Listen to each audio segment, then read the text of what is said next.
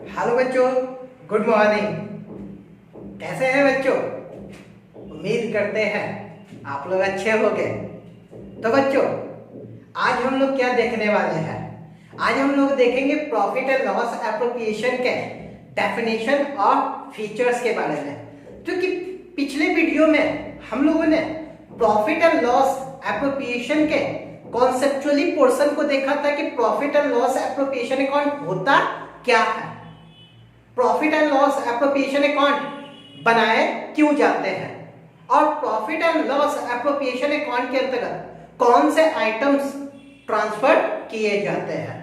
तो बच्चों, आज हम इस वीडियो में क्या देखेंगे? आज हम इस वीडियो में इसके डेफिनेशन और इसके फीचर्स को देखेंगे। वैसे बच्चों, जो हमारे वीडियो से पहली बार जुड़ रहे हैं, वैसे बच्चों से रिक्वेस्ट है कि वो हमारा पिछला वीडियो जरूर देखें ताकि वो conceptually profit and loss appropriation account के बारे में जान सके। तो बच्चों, अब हम लोग profit and loss appropriation account के डेफिनेशन को देखने का काम करते हैं। देखिएगा बच्चों, क्या कहता है? कहता है profit and loss appropriation account is an extension of profit and loss account. यानी कहता है कि profit and loss appropriation account क्या है? एक्सटेंशन फॉर्म है।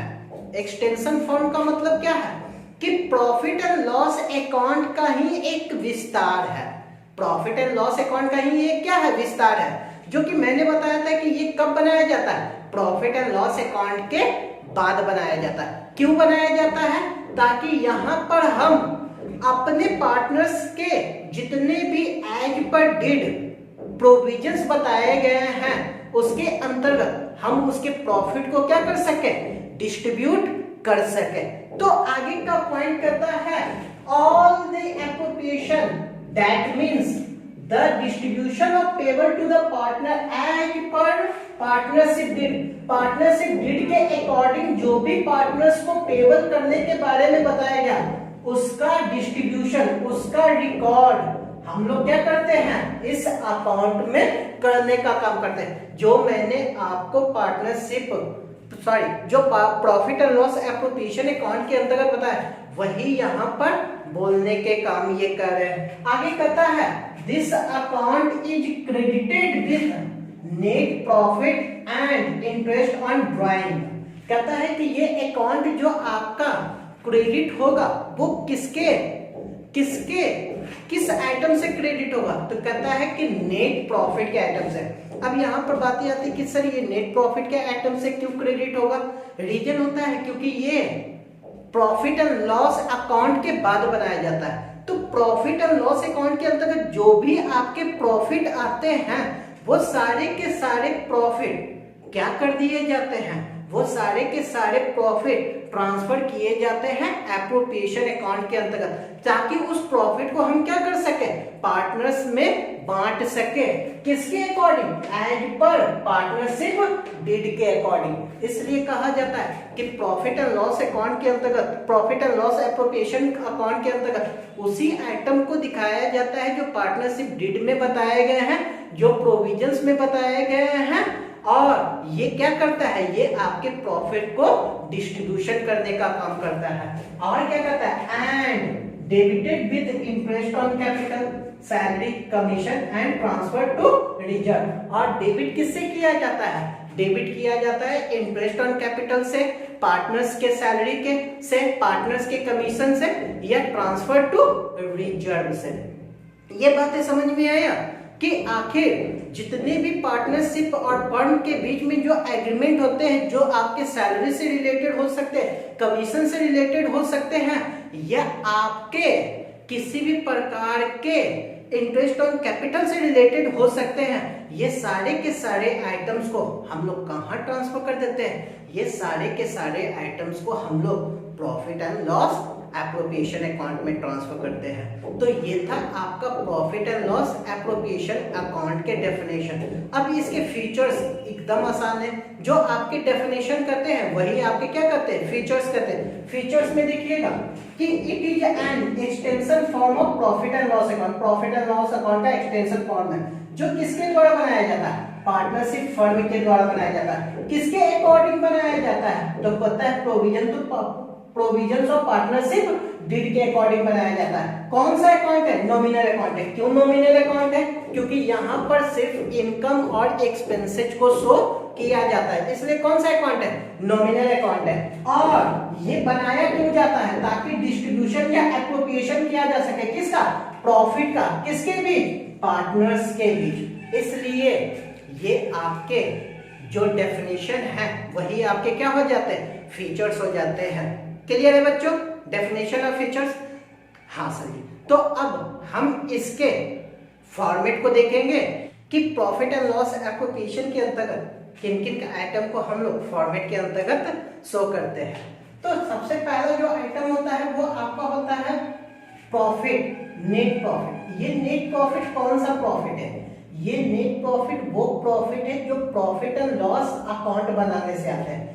जब आप प्रॉफिट एंड लॉस अकाउंट बनाते हो, जब आप प्रॉफिट एंड लॉस अकाउंट बनाते हो तो यहाँ पर जो आपके नेट प्रॉफिट आते हैं या आपके नेट लॉस आते हैं, ये नेट प्रॉफिट कहाँ ट्रांसफर कर दिया जाता है, ये ट्रांसफर कर दिया जाता है profit and loss appropriation account में। ये कहाँ ट्रांसफर कर दिए जाते हैं, profit and loss appropriation account में। तो ये जो नेट प्रॉफिट आपका आया है ये कौन से आया है, प्रॉफिट एंड लॉस अकाउंट से। जिस प्रकार से आप ट्रेडिंग अकाउंट के अंतर्गत बनाते हो और नेट प्रॉफिट के अंतर्गत यहाँ पर आप बाय ग्रॉस प्रॉफिट को ट्रांसफर करते हो trading and profit and loss account से, ट्रेडिंग अकाउंट से। सेम उसी प्रकार जब हम लोग profit and loss appropriation account बनाते हैं तो प्रॉफिट एंड लॉस एप्रोप्रिएशन से जो भी आपके नेट प्रॉफिट आते हैं उस नेट प्रॉफिट को हम कहां ट्रांसफर कर देते हैं, profit and loss appropriation account में। किसके अंतर्गत ट्रांसफर कर देते हैं, profit and loss appropriation account के अंतर्गत। किसके नाम से, profit and loss appropriation, sorry profit and loss account. ये जो आपका नेट प्रॉफिट होगा ये बिफोर एप्रोप्रिएशन है, क्योंकि ये जितने भी आइटम हैं अब एप्रोप्रिएशन में आएंगे। इसके पहले क्या यहाँ पर एप्रोप्रिएशन का कोई आइटम जाता है, नहीं आइटम जाता है। इसलिए ये जो प्रॉफिट होते हैं ये ऑलवेज कौन से प्रॉफिट होते हैं, ये बिफोर एप्रोप्रिएशन होते हैं। उसके बाद सेकंड आप कौन से आइटम को ट्रांसफर करते हो, इंटरेस्ट ऑन ड्राइंग को। क्यों, क्योंकि इंटरेस्ट ऑन ड्राइंग फर्म के लिए क्या है, इनकम है।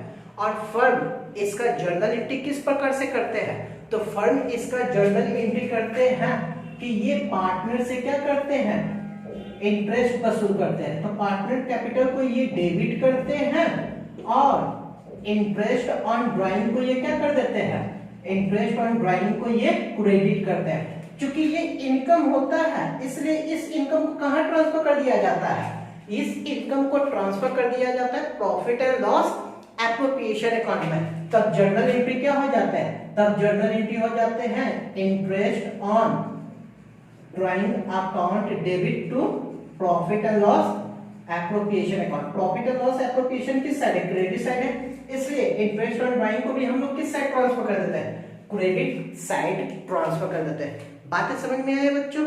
हाँ, यहाँ पर मैंने एज्यूम किया कि पार्टनर दो है इसलिए एक का नाम ए रख दिया, एक का नाम बी रख दिया। तो जो भी आएंगे एक के रिस्पेक्ट में, जो भी आएंगे बी के रिस्पेक्ट में, वो सारे आइटम को, वो सारे अमाउंट को यहाँ पर क्या कर दिए जाएंगे, ट्रांसफर कर दिए जाएंगे।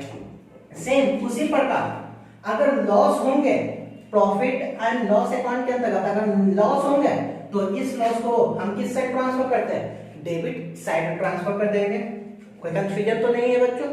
हाँ, अगर किसी प्रकार इंटरेस्ट ऑन कैपिटल फर्म के द्वारा दिया गया है पार्टनर्स को एंड पर पार्टनरशिप डीड एग्रीमेंट के अंतर्गत, चूंकि ये चार्ज अगेंस्ट एप्रोप्रिएशन है, चार्ज अगेंस्ट एप्रोप्रिएशन, फिर से बातें बताते हैं। अगर प्रॉफिट होगा तभी दिया जाएगा, नहीं होगा तो नहीं दिया जाएगा इंटरेस्ट ऑन कैपिटल। तो अगर प्रॉफिट होते हैं तो इंटरेस्ट ऑन कैपिटल दिया जाएगा।